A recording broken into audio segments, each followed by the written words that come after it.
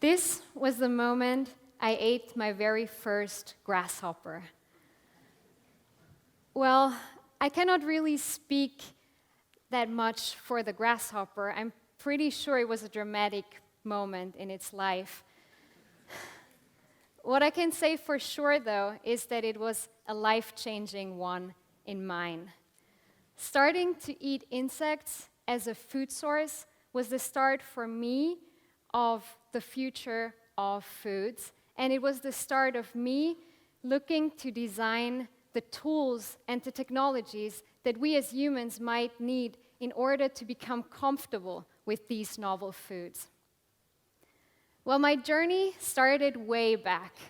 I always knew where my food came from. I think you can say I pretty much personally knew my food. But when I later moved to Hong Kong, to this dense urban place, I started to look at it from a very different perspective. I noticed that this is the future. With 180,000 people moving to cities every single day, more and more places in the world are going to look like places like Hong Kong or other mega cities in the close future. And they're all going to face similar problems: water, energy, food.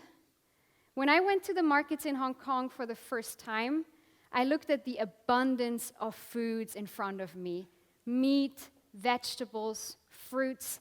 And I looked at the crazy skyscrapers around me, and I asked my local friends, where does this food come from?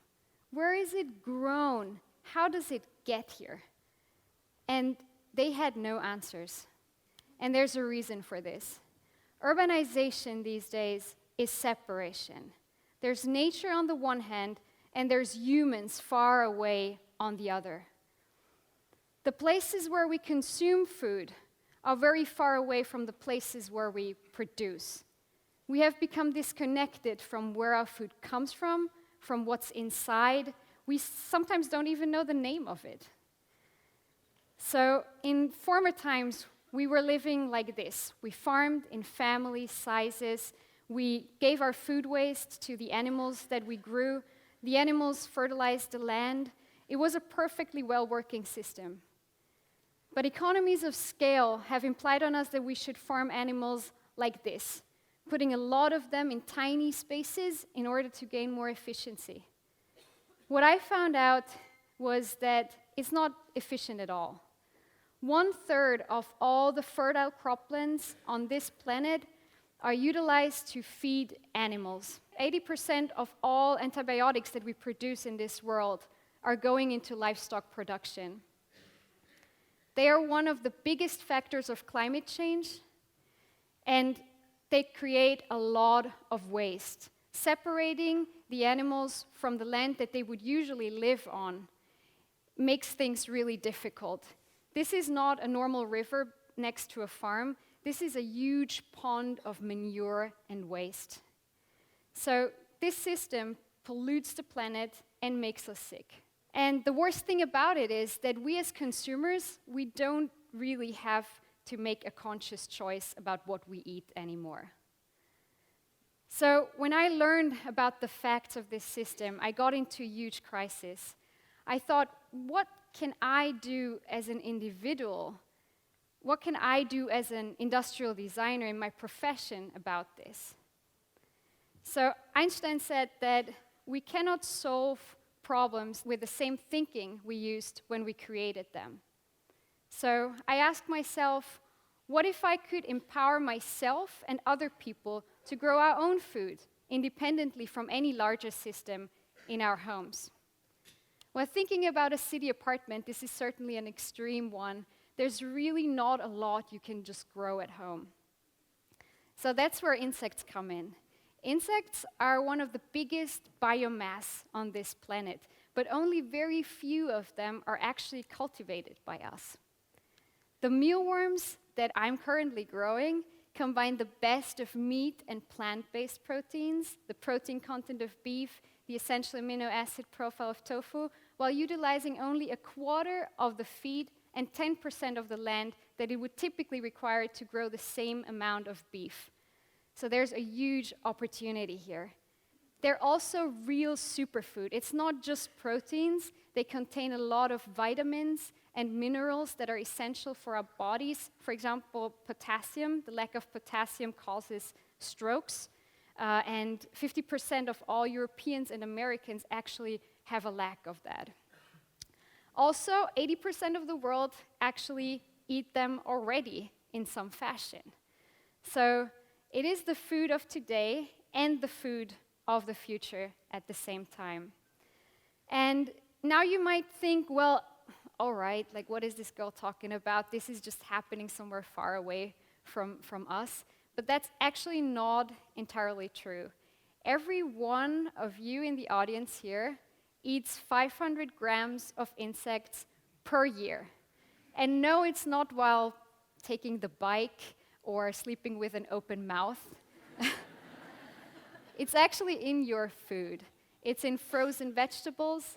There's an average of 1 larva per glass of orange juice. And I'm sorry to say, but it is in chocolate too. So this is still all very overwhelmingly positive facts, right? But this really means nothing because we don't have a relationship with this as a food source. So I started to do an experiment. I started to eat insects on an everyday basis, and I started to grow them. This was actually the very first larva I've ever harvested. Success moment. Thank you.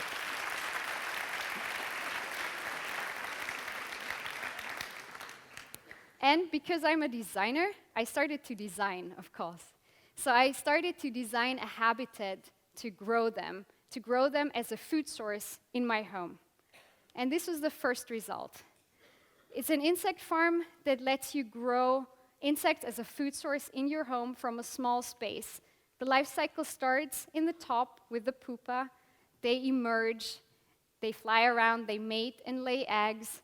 And then after around 2 weeks of growth, they self-harvest in order to fall into the harvest drawer and harvest. Now, the purpose of this project was to design every single element of this device so that the insect could live happily and joyfully. Seriously. I tested the color of it too. It's blue from the inside. That's what they preferred in the test breedings. They need tiny spaces to lay their eggs. They need certain elements to be happy. But at the same time, focus was also for the humans that would interact with this object to have a comfortable, happy feeling about using this, to have the feeling that it's clean and sustainable, and that it's great as a food. So this was a crazy project, and I never imagined it to go beyond where I was at that time. But actually, it started to take me all around the world. A few moments after I published it online, I got hundreds of emails back from people who already grow them, who already eat them, or who are working with it in some fashion. I got invited to Hawaii to design for flies in paradise. And I facilitated a prototype development of a low-tech version of my design in Uganda, Africa.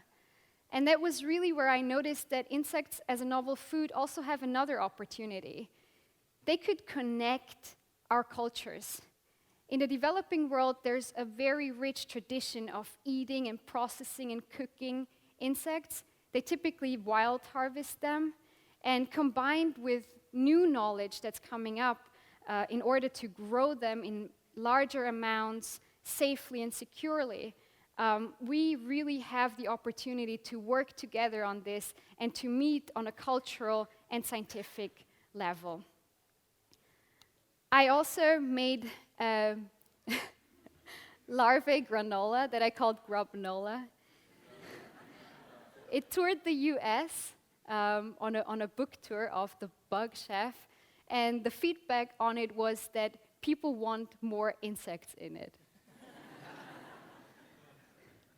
I also ate insects with around 500 people from all over the world, in the United States, in Europe, and in Asia.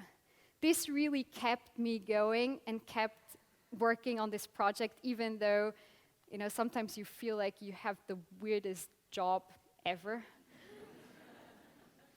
So it went on, and earlier this year, I camped out in a factory in China. I was living in Hong Kong this year, and I went across the border in order to start a beta manufacturing of a new set of prototypes that are now being tested in Malaysia at a research institute that is looking into underutilized crops.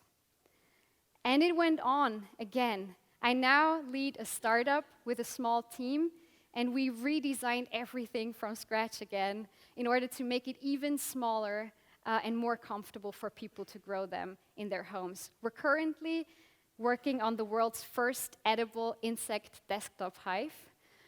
And thank you.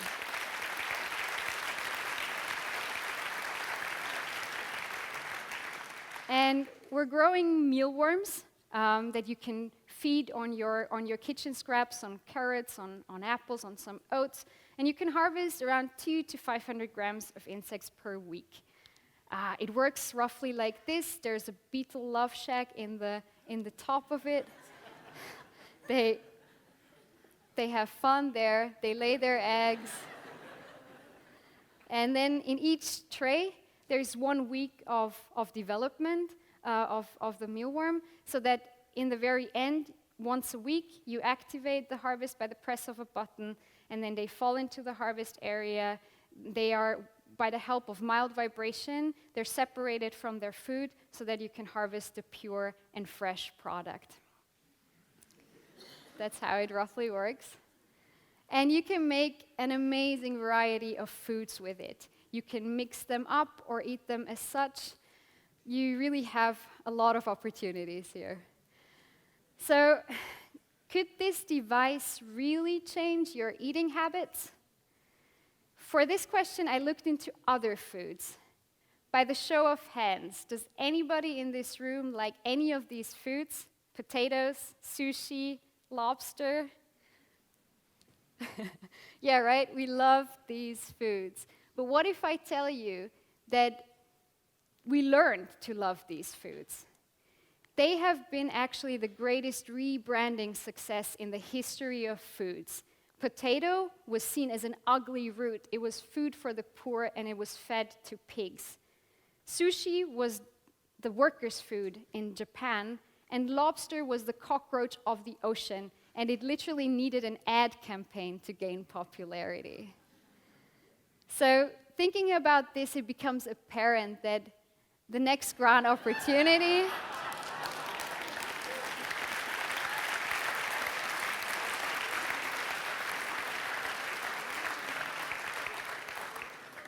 is really right in front of us.